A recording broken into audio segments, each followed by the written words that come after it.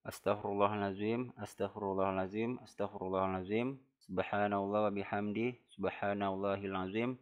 La haula wa la quwata illa billahil aliyyil azim. A'udzu billahi minasyaitonir rajim. Bismillahirrahmanirrahim. Rabbi shrah li sadri wa yassir li amri wahlul 'uqdatam min lisani yafqahu qawli. Raditu billahi rabba wa bil islami dina wa bi muhammadin nabiyya wa rasulah. Rabbi zidni ilman warzuqni fahman. Amin. Alhamdulillahirabbil alamin. Segala puji bagi Allah yang telah memberikan kita kesehatan, kesempatan dan kemudahannya sehingga kita bisa belajar bareng di video catatan tukang sipil. Selawat dan salam kita sajikan kepada baginda besar Nabi Muhammad SAW, karena berkat beliaulah yang telah membawa kita dari alam jahiliyah ke alam yang penuh dengan pengetahuan sampai saat ini. Alhamdulillah teman-teman, pertemuan hari ini kita akan membahas tentang bagaimana cara membuat data perencanaan struktur gedung. Nah, ini masih berbicara tentang koefisien beban gempa. Pada pertemuan video yang lalu, kita membahas tentang koefisien beban gempa statik ekivalen. Namun saya ada lupa, yaitu menambahkan satu item tentang rekapitulasi koefisien beban gempa statik ekivalen yang sudah kita dapatkan di atas. Jadi dari tahapan 1 sampai 10 kita rekap lagi di tahapan 11. Nah, untuk rekapannya ini dia. Rekap. Ini dia rekapnya. Jadi menggunakan data rekap ini kita mudah dalam membacanya, nggak perlu kita scroll atau membuka lembaran-lembaran yang terlalu panjang, cukup kita lihat pada lembar terakhir di rekap. Nah, untuk data SS nilainya adalah 0,639G, untuk S1 0,318, untuk kategori risiko gedung 2, faktor utamaan 1, kelas situs SE atau tanah lunak. Kemudian, oh ya, untuk diketahui teman-teman, di sini maksud daripada tanah lunak ini bukanlah berarti tanah daripada gedung apa yang akan dibangun itu maksudnya lunak, tapi ini adalah jenis klasifikasi situs tanah untuk gempa ya gitu. Jadi ini bukan spesifik jenisnya tanah lunak gitu. Nah, lanjut. Kemudian yang keenam itu tentang FA, nilainya 1,422. Kemudian SMS 0,0909 G, kemudian untuk FV 2,728, SM1 0,868 G, kemudian untuk SDS nilainya 0,606, kemudian SD1 0,578, KDS D untuk redundansi 1,3 dan skala faktor adalah 1226,250. Nah, itu dia rekapitulasi daripada hasil analisis koefisien dari tahap 1 sampai 10.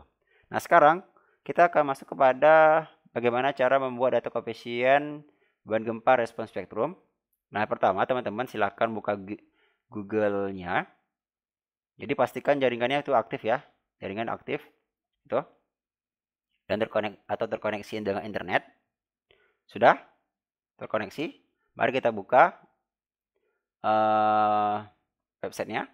Silakan teman-teman masukkan search di Google Puskim 2011, maka akan muncul seperti ini. Nah, kemudian teman-teman silakan buka ini websitenya. Nah, ini dia websitenya, sama ya sebenarnya. Nah, di sini, jadi ini tampilan daripada website Puskim tahun 2011. Nah, kemudian untuk bagaimana cara menggunakannya, di sini saya akan menjelaskan sedikit. Sebenarnya untuk video tentang penjelasan cara mendapatkan ini sudah saya buat di lalu-lalu. Silakan teman-teman cek di playlist. Nah, tapi di sini saya coba sedikit ulang. Nah, yang pertama untuk di Puskim ini, jadi ini petanya peta gempa tahun 2010. Kemudian dimasukkan ke dalam aplikasi berbasis online, itu dinamakan menjadi Desain Spektra Indonesia tahun 2011. Kemudian untuk di sini kita dapat melihat peta daripada MCEG, MCR, SSS dan MCR S1. Jadi ini dia petanya. Kalau misalnya teman-teman perhatikan. Jadi yang di screenshot itu juga bisa kita dapat dari online gitu. Jadi nggak selamanya data itu bisa cuman kita bisa lihat dari peta gempa. Itu dia. Jadi ini ini dari peta gempa langsung. Jadi kalau misalnya teman-teman ingin ambil data dari sini juga bisa. Ini sama soalnya. Nah, selanjutnya untuk mendapatkan datanya di sini kalau misalnya teman-teman perhatikan ini, kalau misalnya kita klik kita zoom ya. Ini cara ngezoomnya nih, petanya tekan kontrol, kemudian scroll daerah yang ingin dicek gitu. Misalnya saya ingin cek Medan di sini. Saya scroll Medan itu sampai habis. Nah, itu batasannya. Nah, kalau misalnya saya ingin menandain Medan ini, daerah sini, maka cukup klik di sini. Kalau misalnya saya geser lagi kemari, klik aja. Nah, setiap klik di sini maka posisi daripada lintang dan bujurnya itu akan berubah gitu. Ini saya ubah klik-klik sembarang, dia akan berubah gitu. Nah, selanjutnya untuk agar data kita itu sinkron dengan data perencanaan, jadi jangan cuma sekali klik-klik di sini, bisa jadi di sini itu kita salah klik loh nih. Geser dikitnya berubah gitu. Nah, biar lebih tepat untuk daerahnya itu kita mengkopikan data koordinat gedung kita gitu, koordinat lokasi. Nah, ini dia. Jadi ketika data pertama itu, ketika di data perencanaan geometri struktur, ini saya sudah meminta untuk diisikan. Jadi kita gunain di data respon spektrum gitu. Ini dia. Jadi kita copy aja untuk lintangnya. Kita copy lintang ke bagian atas. Ini lintangnya, paste. Kemudian kita copy lagi koordinat bujurnya. Kita copy semua. Ctrl C. Paste. Oke.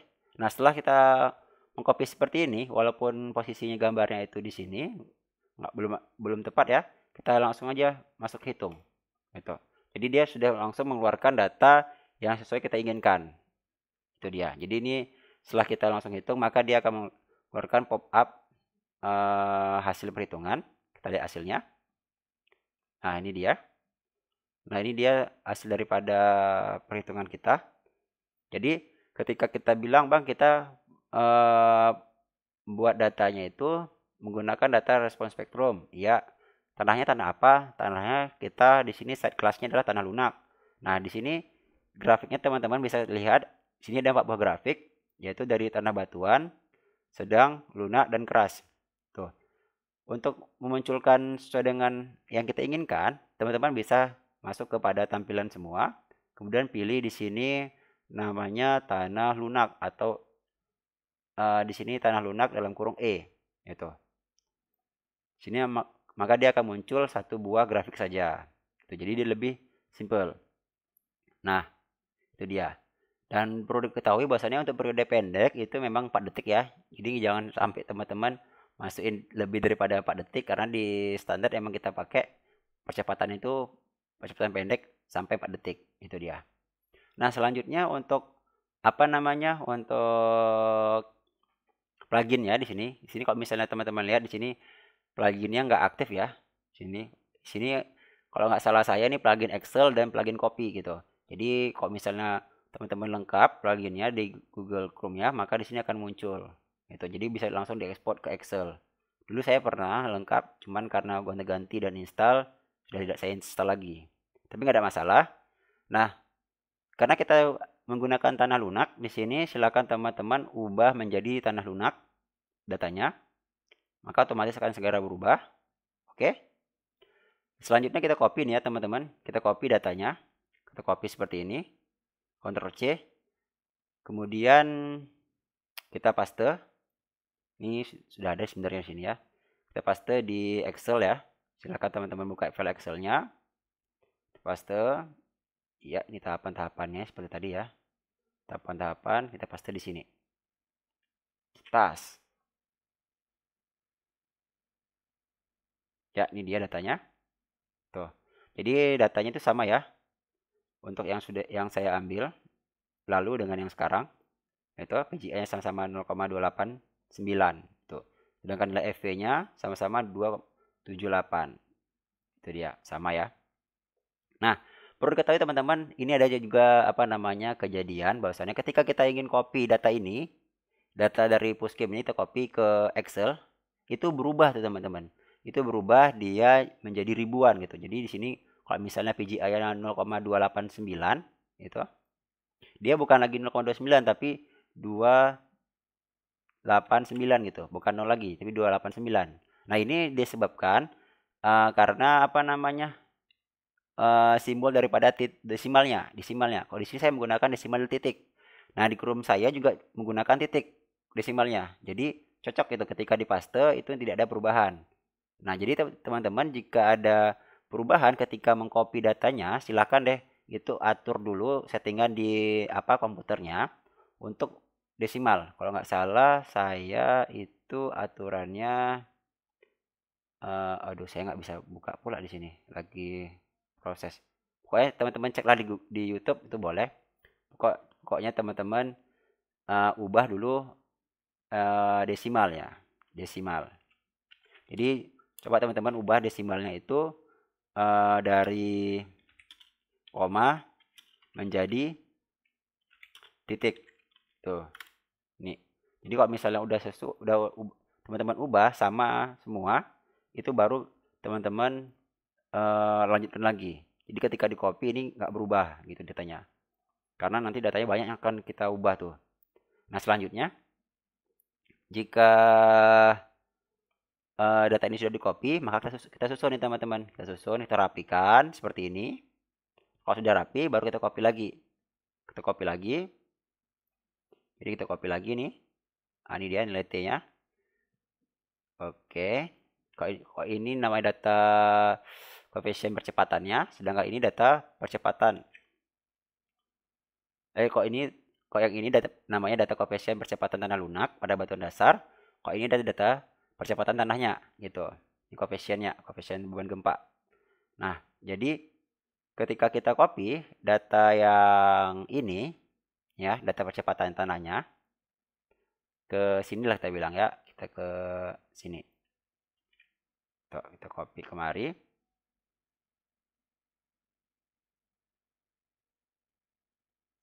Tunggu sebentar. Ya, ini dia. Kita hapus.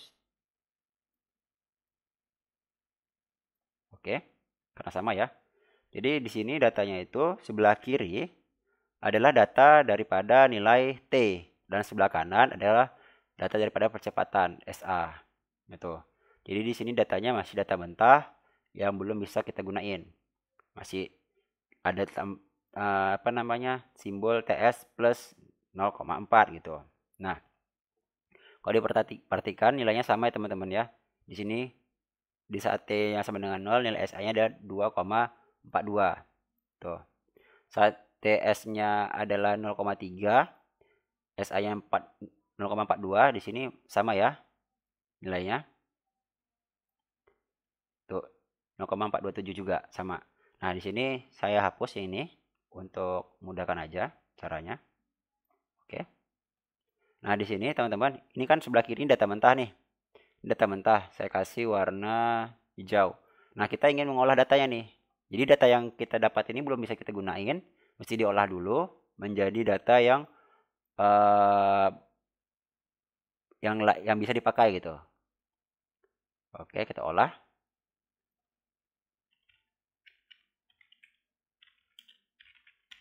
Oke. Kita lanjutkan. Nah, bagaimana cara mengolahnya? Di sini saya coba hapus dulu biar apa namanya? Dari pertama aja. Nah, cara pertama kita inputkan di sini untuk nilai T-nya itu sama dengan yang di sebelah kiri gitu. Jadi nilai T 0 itu sama dengan sebelah kiri. Ini dia, sama. Jadi 0-nya sama-sama dengan 0. Kemudian di sini nilai T0-nya sama. Oh, maaf. Nilai T0-nya di sini kita cek, kita linkkan. Jadi nilai T0 itu kita linkkan di hasil tanda lunak tadi. Ini kita linkkan. Kemudian nilai TS-nya kita linkkan ke atas juga, TS ini kita linkkan. Sedangkan TS plus 0 maksudnya itu adalah nilai daripada nilai TS ini ditambah 0 detik. Ini 0 detik. Jadi nilai plus 0 ini adalah maksudnya 0 detik, 0,1 detik, 0,2 detik gitu. Nah, untuk memudahkan kita dalam menambahkan, nah untuk memudahkan ya teman-teman, di sini kita masukkan dulu nilai periodenya 0 detiknya. Contohnya seperti ini. Ini saya sudah buat ya. Ini dia 0 detik. Ops, ini dia 0 detik 0,4. Oke. Nah ini. Jadi sama dengan di sini TS, klik TS-nya tambah 0. Nah, untuk nilai TS ini kita kunci teman-teman dengan tekan F4 atau F4 gitu. Enter. Nah, ini dia. Jadi dia ketika kita kopikan ke bawah dia tidak berubah. Nah, contoh seperti ini. Kita scroll ke bawah terus, kita scroll tetar ke bawah terus. Dia tidak berubah gitu. Nah, ini dia. Jadi ketika di 4 detiknya dia nggak menggunakan TS, dia menggunakan nilai 4 detiknya. Oke. Itu dia, teman-teman. Oke. Nah, sedangkan nilai SA-nya ini cukup dikopikan aja. Ini sama yang ada perubahan ya. Nah, kopikan terus. Oke, sudah beres. Ini dia datanya. Jadi kalau misalnya kita nggak kunci itu kan berubah. Kita lihat ya nilainya TS. TS tambah 0,3 gitu. Ini sama ya tambah 0,3. Nah, hasil daripada ini barulah bisa kita gunain menjadi data grafik percepatan spektral desain elastik gitu. Itu dia. Jadi data inilah data yang baru bisa digunakan untuk membuat grafik. Itu dia. Nah, selanjutnya untuk membuat grafik itu kita lihat dulu. Jadi ini adalah hasil daripada membuat grafiknya. Jadi grafiknya itu seperti ini ya. Tapi ini agak berbeda dari kalau kita bandingkan dengan hasil grafik di. Nah, untuk grafiknya sendiri kalau kita perhatikan di sini grafiknya dari TS0 naik ke atas, masuk SDS, kemudian datar lagi SD1 dengan SDS, kemudian lengkung sampai 4 detik. Nah, ketika kita lihat di sini, ternyata nilai SDS kita ada satu grafik yang bikin patah gitu. Nah, maka daripada itu nilai daripada yang keempat 1, 2, 3, 4 itu kita hapus. Itu dia. Jadi nilai keempat ini sebelum kita buat datanya dihapus. Yang mana keempat itu? Kita lihat 1, 2, 3, 4.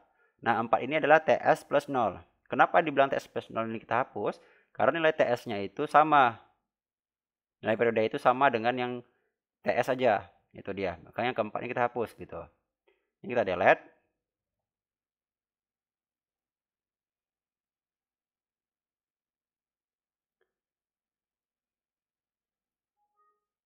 Yes. Nah, kita lihat lagi ke bawah. Nah, ini dia. Jadi ketika kita hapus, grafiknya itu bagus gitu. Jadi lengkungnya pas gitu. Nah, ini dia kalau kita perhatikan. Ya, kita coba screenshot ya. Coba screenshot. Kita screenshot dia. Oke. Kita pastikan dia di sebelah kanan. Ya, sudah. Nah, ini dia. Nah, semangat teman-teman. Nah, ini dia. Nah, selanjutnya untuk bagaimana cara membuat data grafik ini. Nah, cara itu cukup tidak terlalu sulit ya. Ini kita hide dulu. Ini boleh di hide teman-teman. Di hide. Oke, ini kita hapus saja. Ya, kita hapus, delete. Sudah. Nah, cara untuk membuat grafik ini kita menggunakan scatter. Scatter, ini contohnya. Kita ambil insert, ambil scatter, saya ulangin. Kita ambil insert, ambil scatter, kemudian pilih yang patah-patah seperti ini. Udah yang patah. Oke, kita geser ke kanan. Ya, geser kanan ya. Nah, selanjutnya apa? Kita klik kanan, pilih select data. Klik kanan pada grafiknya di sini. Pada kolom grafik, pilih select data. Setelah select data, kita pilih add. Add di sini kita masukkan data namanya tanah lunak gitu. Tanah lunak. Dah. Kemudian nilai X adalah nilai daripada periodenya atau T. Di sini dia kita blok dari 0 sampai dengan 4 detik. Nah, selanjutnya untuk nilai Y-nya kita hapus adalah nilai SA dari 0,242 sampai dengan 0,145. Kemudian kita oke kan? Kita oke kan, kita oke kan lagi. Nah, sekarang kita lihat hasilnya. Ya, ini dia. Sudah sesuai ya teman-teman. Sama dengan grafik yang kita dapatkan dari Spektra Indo Skim tahun 2011. Nih, kalau kita lihat sama ya. Itu dia. Nah, jadi seperti itulah cara kita membuat data grafik spektrum respon menggunakan hasil data output Puskim tahun 2011. Nah, selanjutnya apalagi di sini? Nah, yang ketiga yaitu kita membahas tentang arah gempa berdasarkan prosedur spektrum respon.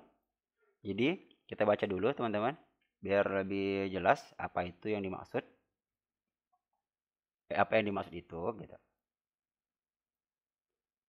Oke. Nah, jadi berdasarkan ya. Jadi berdasarkan SN 1726 tahun 2012, pasal 12.6.3.3, analisis spektrum respon yang digunakan untuk menentukan perpindahan rencana total dan perpindahan maksimum total harus menyertakan yang digetarkan bersamaan simultan. Begini, jadi analisis spektrum respon yang digunakan untuk menentukan perpindahan rencana total dan perpindahan maksimum total harus menyertakan yang digetarkan bersamaan atau simultan oleh 100% gerak tanah di arah kritis dan 30% gerak tanah di arah tegak lurusnya. Nah, arah yang dimaksud adalah arah horizontal. Nah, untuk memudahkan dalam pemahamannya, ini saya menggunakan ilustrasi dan sebuah tabel. Jadi ini adalah tabel daripada presentasi arah gaya gempa ya, berdasarkan data yang kita miliki, berdasarkan peraturan tadi. Itu dia peraturannya yang di atas ini. Tadi dibilang bahwasannya untuk respon struktur itu diperoleh dari mengikut sertakan 100% gerak tanah di arah kritis dan 30% di gerak tanah di arah tegak lurusnya. Maksudnya apa? Ketika gaya gempa respon spektrum arah X bekerja, maka gaya gempa itu bukanlah berasal dari X doang, tapi juga berasal dari Y. Nah, untuk nilai X sendiri itu sebesar 100% dan 30% dari arah Y. Nah, ketika arah Y dan ketika kita ingin menganalisis struktur menggunakan spektrum respon gaya gempa arah Y, maka nilai gaya gempanya itu untuk arah X 30% dan arah Y-nya 100%, gitu dia. Nah, untuk diketahui maksud daripada tabel ini seperti ini teman-teman. Ops, ini jadi kurang proporsional gambarnya. Karena tadi kita edit. Oke, sebentar teman-teman. Kita sedikit. Nah dia maksudnya. Nah, jadi maksud daripada itu ketika sebuah gedung nih, kita anggap ini sebuah gedung menerima beban gempa arah X gitu. Jadi beban gempa arah X. Nah, untuk gempa arah X ini dia beban gempanya itu kita anggap bernilai 100%. Itu dia.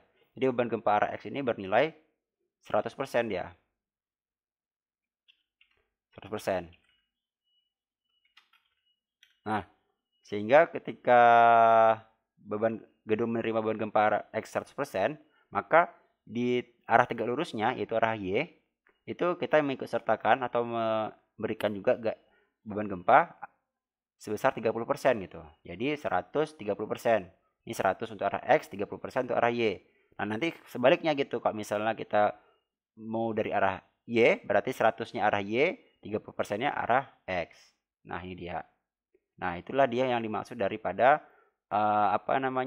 pembahasan untuk materi prosedur respons spektrum. Ini sebenarnya simpel teman-teman, cuman ketika kita kurang paham itu menjadi ruwet gitu. Nah, untuk materi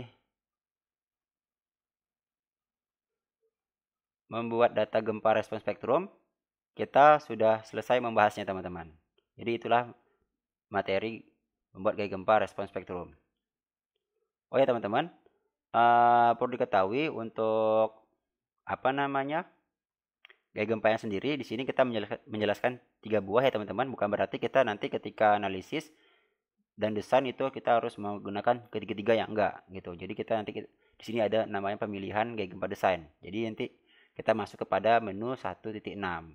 Menu materi 1.6. Jadi di sini akan dijelaskan gaya gempa mana yang harus kita gunain gitu dan kenapa kita harus gunain. Jadi ikutin terus materi membuat data perencanaan struktur gedung beton bertulang tahan gempa. Jika ada kesalahan dalam penyampaian itu dari saya minta maaf dan mohon ampun kepada Allah Subhanahu wa taala. Dan jika ada kebenaran dari yang saya sampaikan itu datangnya dari Allah Subhanahu wa taala. Wabillahi taufiq wal hidayah. Wassalamualaikum warahmatullahi wabarakatuh. Terima kasih, selamat mencoba dan membaca. Sampai jumpa.